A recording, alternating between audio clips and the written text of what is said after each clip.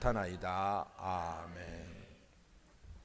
오늘 시편 139편 1절에서 6절까지 말씀을 가지고 숨겨진 나를 살피신다라는 제목으로 여러분과 함께 은혜를 나누겠습니다. 제가 대전에 있을 때 어떤 분을 알고 있었는데 친하진 않았어요. 한 번 본 적이 있는데 그분은 교수님입니다. 대학 명망 높은 사회인이죠. 근데 학교에서는 그렇게 명망 높고 또 존경을 받는 분인데 가정에 가시면 폭언을 하시고 막 물건을 던지시고 그런데요. 어떻게 보면 여러분 유선자라고 느껴지죠. 집에서는 저러면서 옛날 그 지킬 박사와 하이드 그 소설이 있었잖아요. 그런 것처럼 두 얼굴의 사나이인가 이런 생각을 할 수가 있습니다. 근데 우리가 인생을 살다 보면 좀 그게 이해가 되어집니다. 그렇다고 해서 제가 두 얼굴로 사느냐 그런 건 아니고, 여러분 우리가 밖에 나가서 사회생활할 때 사회 사람들이 요구하는 어떤 것들이 있습니다. 지위에 맞는 어떤 것을 요구를 해요. 품위를 요구합니다. 실력을 요구합니다. 그러면 그것을 지키기 위해서, 그 체면을 지키기 위해서 얼마나 힘듭니까? 그러니까 거기다가 성품이 부족하면 내게 가지고 있는 그런 에너지가 다 고갈돼 버리는 거예요, 밖에서. 그러면 이제 집에 들어오면 이제 스트레스죠. 막 잔뜩 스트레스, 긴장과 스트레스 속에서 집에 오니까 편하니까 막 속에 있는 것이, 부정적인 것이 밖에서 들어왔던 쓰레기들이 막 쏟아져 나오는 거예요. 그러니까 어떻게 보면 그런 세상 사람들을 약간 우리가 이해할 수가 있다라는 생각을 해봅니다. 왜냐하면 세상을 살다 보면 많은 페르소나를 요구를 해요. 페르소나라고 아시죠? 연극 배우들이 가면을 쓰고 이렇게 연기를 했는데 그 가면을 페르소나라고 그래요. 가면을. 그러니까 세상에서는, 직장에서는 나를 과장이라고 그러고, 예를 들면 동네에서는 나를 이장이라고 그러고, 집에 가면 또 자식 새끼들이 막 딸려 있고, 그래서 가는 곳마다 나에 대해서 어떤 걸 요구하는 것입니다. 그러면 거기에 다 쏟아붓고 나면은 피곤하고 지쳐 있어요. 진정한 나를 돌볼 틈도 없이 세상 사람들이 나에게 부여한 그 가면을 쓰고 살다 보니까 힘들고 어려운 거예요. 우리가 지난 코로나 때 마스크만 써도 얼마나 피곤합니까? 근데 세상 사람들이 요구하는 그 페르소나, 가면을 쓰고 막 살아가야 된다고 생각할 때 진정한 나를 잃어버리는 것입니다. 그러니까 집에 돌아오면 그냥 소파에 얼음처럼 누워가지고, 시체처럼 누워가지고 꼼짝 못하고 웅크리고 있는 나를 발견하게 되잖아요. 내가 뭐 하는 거지? 내가 누구지? 이런 이제 의문점을 갖게 되죠. 그래서 세상에 요구하는 나에 집중하면 에너지는 소진이 되고, 진짜 나에 집중할 때 비로소 충전이 되고 기쁨을 얻기 시작합니다.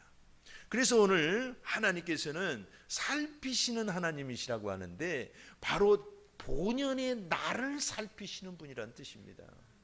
놀라워요. 여러분 CCTV가 얼마나 많이 보급되어 있는지 아시죠? 공공기관이 설치한 CCTV가 우리나라만 176만 대입니다. 민간이 설치한 것은 1600만 대에서 2000만 대가 돼요. 저 블랙박스 같은 거 다 포함했는지는 잘 모르겠어요. 그거 포함하면 뭐 3, 4천 되겠죠. 그래서 우리가 하루에 길거리를 가다가, 집에 있을 때는 안 그래요. 길거리를 가다가 하루에 평균 98에서 100번 노출이 된대요. 이 CCTV에. 그러니까 9에서 10초마다 한 번씩 노출이 되는 거예요. 나갔다고 들어오면. 그러니까 누군가가 악한 마음만 가지면 내 손바닥에 있소이다가 되는 겁니다. 자, 그렇다면 우리 하나님은 어떤 분이십니까? 예전에 1984년이라고 하는 소설이 있었어요. 조지 오웰의. 거기에 나오는 주인공이 바로 빅 브라더입니다. 주인공이라고 할까 하여튼 큰 감시자. 근데 지금은 너무 아마 그런 사회가 된 것 같아요. 중국은 완전 그런 사회가 되어버렸습니다. 놀라워요. 어쨌든 하나님도 그런 분인가? 라는 생각을 해봐요. 왜냐하면 오늘 1절에서 4절까지 보면 하나님이 나를 살피신다고 2번 얘기를 해요. 그리고 하나님이 나를 아신다는 말씀이 무려 5번이나 나옵니다. 그러니 하나님이 나를 막 모르는 게 없으세요. 멀리 있어도 내 생각을 아시고, 지난 여름에 네가 한 짓을 알고 있다. 어디 소설인가 그런 거 있잖아요. 무시무시하잖아요. 하나님은 우리의 생각과 감정을 다 아신다는 거예요. 내가 미워했던 거, 원망했던 거, 내 죄악을 다 아신다는 거예요. 그렇다면 마치 하나님이 나를 다 아신다는 건 고발장, 형벌을 주시려고 그러나 두렵고 목죄는 그런 말씀이 아닐 수가 없어요.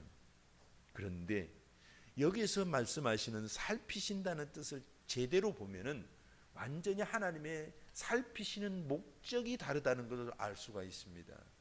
여러분, 우리가 어린아이들이 길거리를 나가면 항상 불안하잖아요. 또는 연세 드시고 이렇게 정신이 좀 힘드신 분들은 또 위치 취적기도 달아주잖아요. 어린아이들에게도 달아줘요. 그러면 감시하기 위해서 달아줍니까? 그게 아니에요. 늘 보호하고 어디에 있는지 살피기 위해서 달아주는 거예요. 그런 것처럼 하나님이 우리를 살피시는 것은 완전히 목적이 다릅니다. 첫 번째로 1절에 보면 살펴보시다 이런 뜻이 있는데, 이것은 범인을 취조하는 그런 게 아니라 광산을 이렇게 깊이 탐사할 때 이런 단어를 썼어요. 보석을 찾으려고. 그러니까 여러분, 하나님은 우리가 세상을 살면서 진흙더미에서 엉켜 살고 나 아닌 나의 모습에 막 그렇게 살아가고 여기저기 막 그런 어떤 가면 속에서 진정한 내 속에 있는 영혼의 보석을 찾기를 원하시는 것입니다. 놀라워요. 우리는 예수님 안에서 새롭게 된 피조물이고, 우리는 질그릇과 같지만 우리 안에 보석이 있으시잖아요. 우리는 새로운 피조물인 것입니다. 하나님은 그 보석을 찾아내시려고 하는 거예요. 그러려고 살피시는 것입니다. 진정한 나의 모습을 살펴보시는 것입니다. 그리고 3절에 또 살펴보다는 말이 나옵니다. 이 말씀은 뭐냐면 이렇게 곡식을 키지라는 것입니다.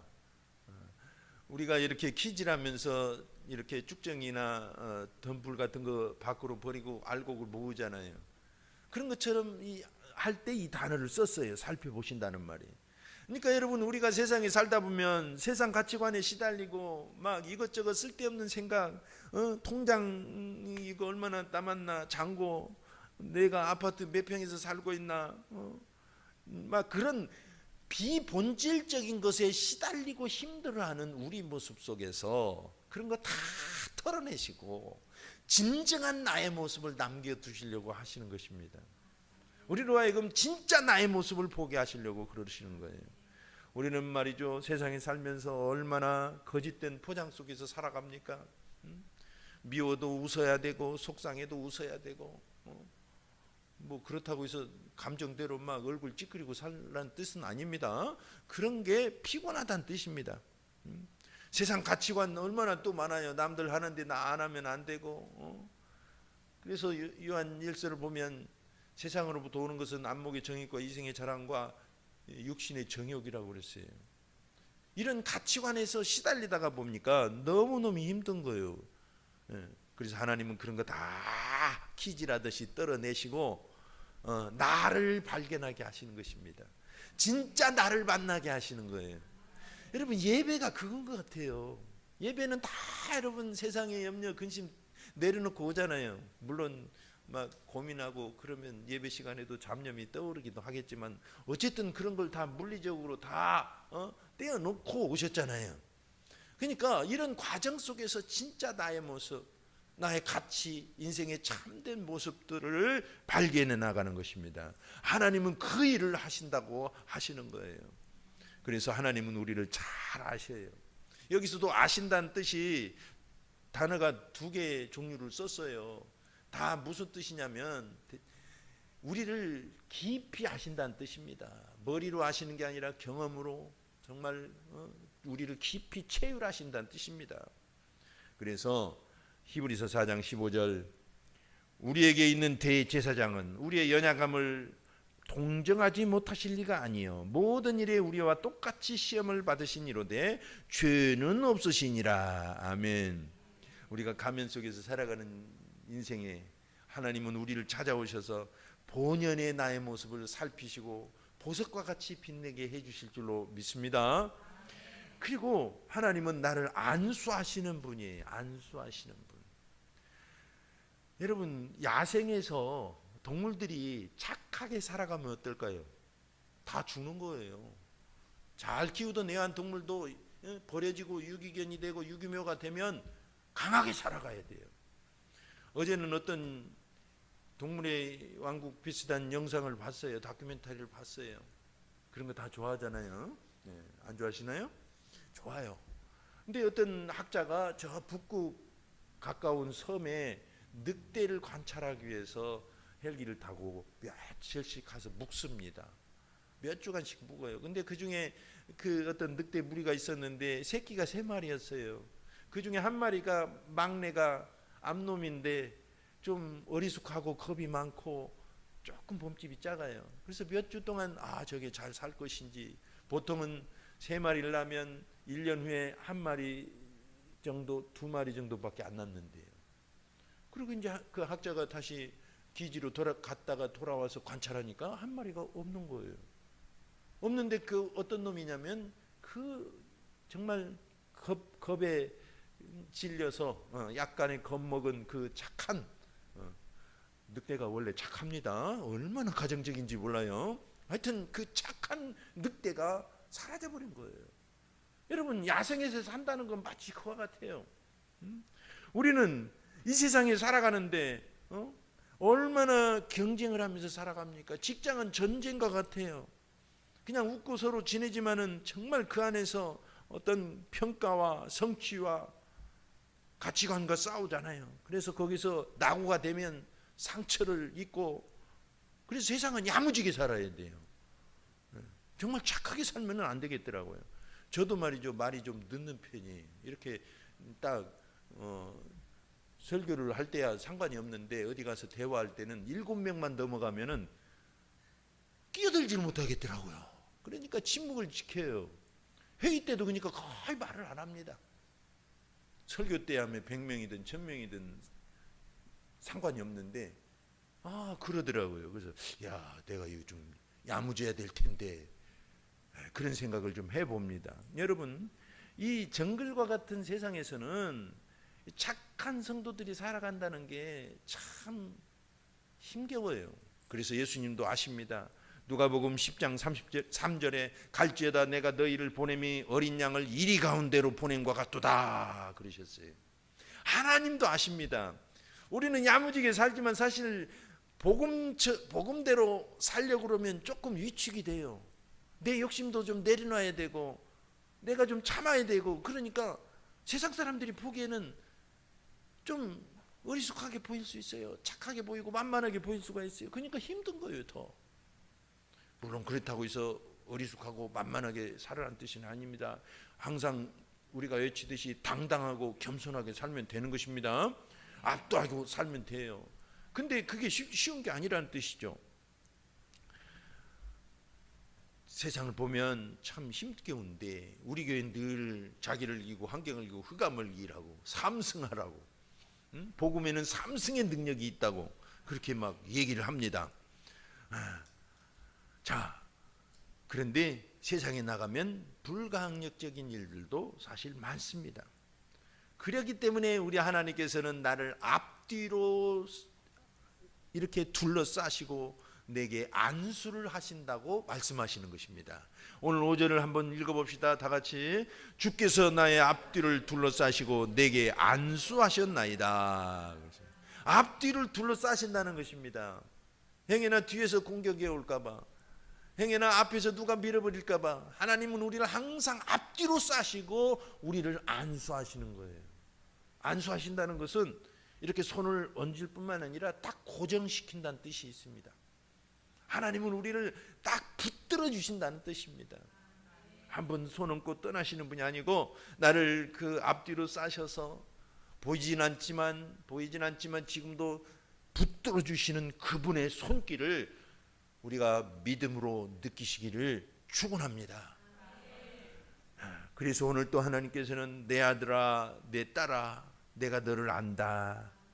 네가 얼마나 힘들었는지 네가 얼마나 울었는지 내가 다 안다. 그러니 이제 안심해라 라고 말씀하시는 겁니다. 할렐루야. 정글 같은 세상입니다.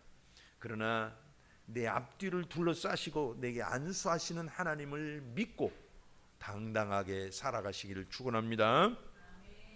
자, 이와 같은 하나님의 놀라운 은혜와 사랑이 정말 기이합니다. 어떻게 보면 나같이 허물 많고 정말 나같이 좀 어리숙하고 나같이 정말 조석변개하고 그러는데 여전히 나를 변함없이 사랑해 준다는 것이 기이해요. 기이해.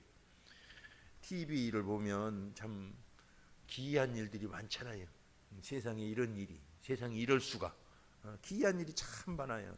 대전에 살 때 어떤 여자분이 계셨는데 남편이 교통사고로 돌아가셨어요.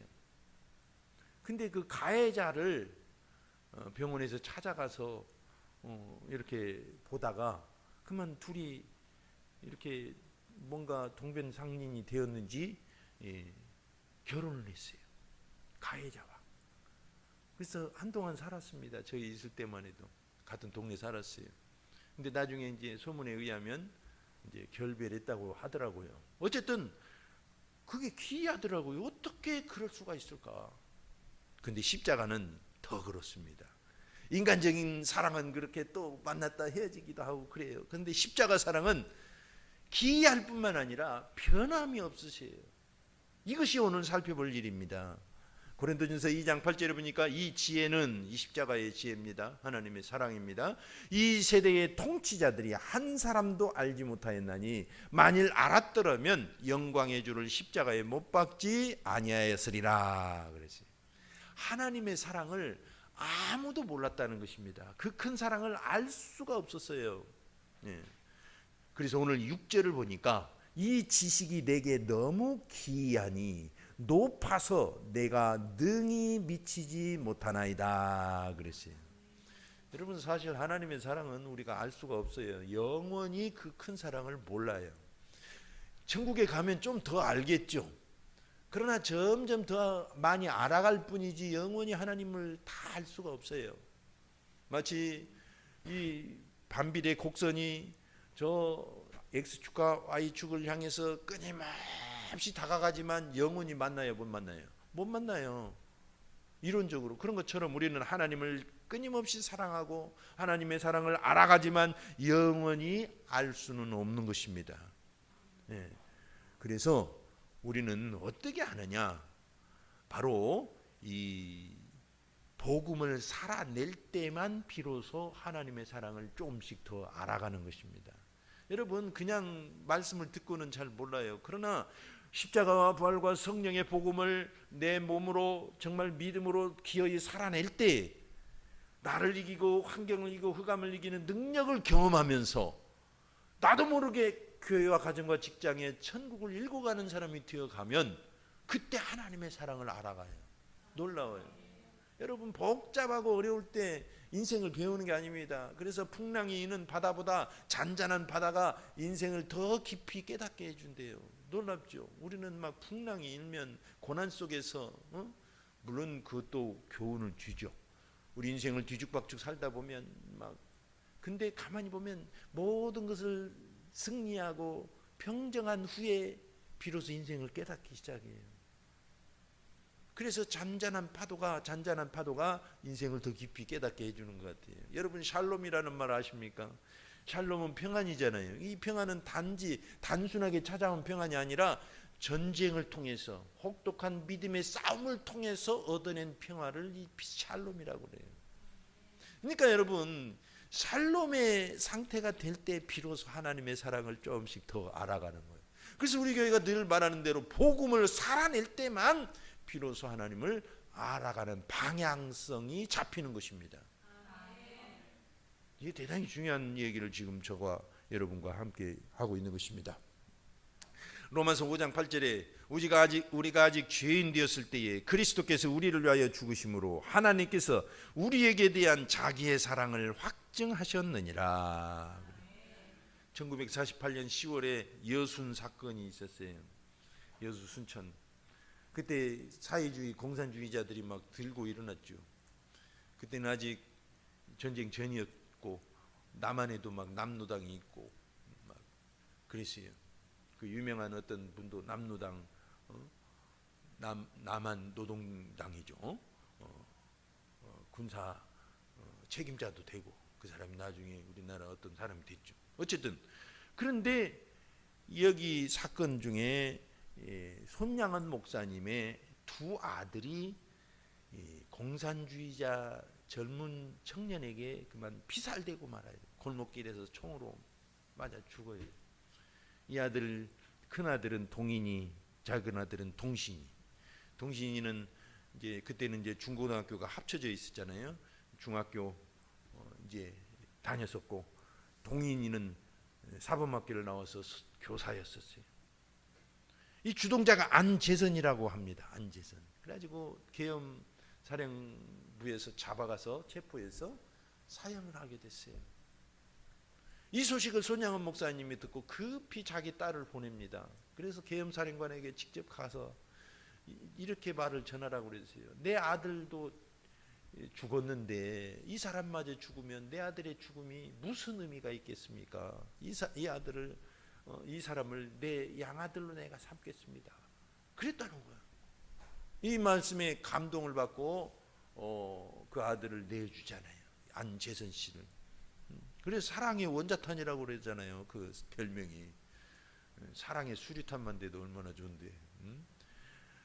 그런데 이 안재선 씨는 정말 79년도에 죽었는데 48살에 그때까지 죄책과 참회를 하면서 죽었다고 하더라고요. 그리고 그 아들에게 유언을 남기기를 너는 목사가 되어라 그랬대요. 그래서 진짜로 신학교를 가서 안경선 목사님이 됐죠. 친아들. 어떻게 보면 복음을 몸으로 살아냈기 때문에 이런 일이 가능한 거예요. 저도 복음을 기어이 살아내야 될 줄 믿습니다. 세상은 살아내는 자에게 의미가 있고 신앙은 살아내는 자에게 의미가 있는 것입니다. 그래서 베드로전서 1장 12절에 복음을 전하는 자들로 이제 너희에게 알린 것이요 천사들도 살펴보기를 원하는 것이니라 그랬어요. 하나님의 복음은 기이해서 아무도 모릅니다. 심지어는 천사들도 교회를 보면서 하나님의 사랑을 배운대요. 천사들도 하나님 옆에서 직접 보좌하고 천국에 있지만 몰라. 이 하나님의 사랑을 다 몰라요. 오직 그리스도인들 하나님의 사랑을 믿고 그 보혈의 공로를 의지하고 정말 나 같은 죄인을 사랑하신 그 하나님을 경험해 갈 때, 그리고 복음으로 살아낼 때 하나님의 사랑을 알아갈 줄로 믿습니다. 말씀을 맺을까 합니다. 사람들은 나를 찾으려고 일상을 떠나기도 해요. 독서를 하기도 하고 묵상을 하기도 하고, 어떤 사람은 여행도 떠나요. 괜찮은 방법일 수 있어요. 어떤 사람은 묵상하고 명상하고 참선하고 돌을 닦아요. 그런데 진정한 나는 오직 예수님 안에서 발견되어집니다. 골로새 3장 3절에 이렇게 말합니다. 이는 너희가 죽었고 너희 생명이 그리스도와 함께 하나님 안에 감추어졌습니다. 그랬어요. 우리를 진정한 나를 알려면 예수님 안에 머물러야 됩니다. 그리고 복음을 살아내야 되는 겁니다. 그래야 우리 가운데서 껍데기들과 쭉정이들과 이 가짜들과 물거품들이 다 사라지고 진정한 내가 남는 거예요. 보석과 같은 새롭게 된 내가 남는 것입니다. 에베소 2장 10절에도 우리는 그가 만드신 바라 그리스도 예수 안에서 선한 일을 위하여 지으심을 받은 자니 이 일은 하나님이 전에 예비하사 우리로 그 가운데서 행하게 하려 하심이니라. 오늘 이 놀라운 보물이 된 여러분들, 하나님은 우리를 살피십니다. 그리고 아십니다. 그리고 이 세상에서 시달리는 우리를 앞뒤로 살피시고 안수하시는 분입니다. 붙들어 주시는 분이에요. 우리는 기어이 복음을 살아내고 우리의 가면을 벗고 진짜 나를 만나서 행복한 신앙생활을 해 나갑시다. 이 시간 합심해서 한번 기도하겠습니다. 기도할 때 하나님, 내 속을 아시는 하나님 감사합니다. 우리는 내가 아닌 모습으로 살아가느라고 많이 피곤합니다. 그러나 예배 때마다, 말씀을 읽을 때마다, 묵상하고 기도할 때마다, 하나님을 만날 때마다 주님은 나를 나의 속에서 보물을 찾게 하시고 또 진정한 나를 발견하게 하시고 내가 아닌 세상의 거짓된 것들을 다 벗겨내시나이다. 이 모든 사랑을 오직 십자가의 보혈로 깨닫고 복음을 살아낼 때 깨닫는 것임을 이 시간 명심하겠습니다 하고 기도합시다. 하나님 아버지여 감사합니다.